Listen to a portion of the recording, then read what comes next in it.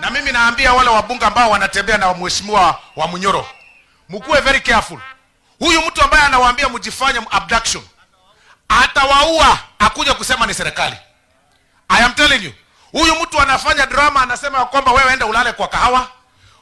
Mara saa zingine unasema serikali inanipanga kuniua. Wewe sasa, wewe hata ukionekana akili ilikufa, sasa wewe unauliwa na nani? Ni mwili tu inatembea.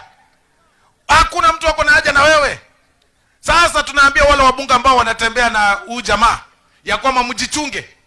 The way the guy expresses himself, mpaka unaita press conference, unasema ya kwamba ati yule mbunge ambaye amejifanya alikuwa abducted atiana speech, ati mpaka sasa utasema nini? Hebu utaambia watu nini? Imetokea ilikuwa uongo. Alikuwa amekaa hospitali na uongo. Huyo mtu mumchunge.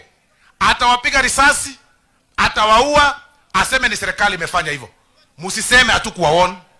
Because that guy can go to whatever extent to seek sympathy.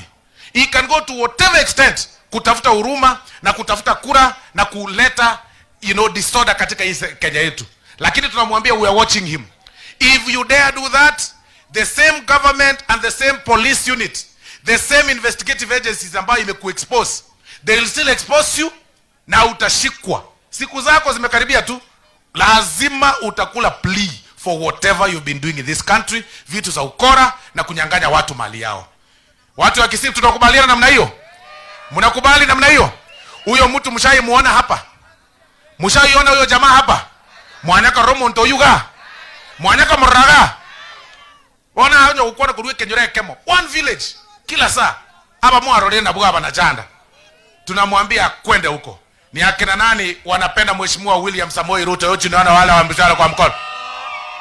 Naende mwezi pi. Mota ende chiba za chiae. Toba chiba siae.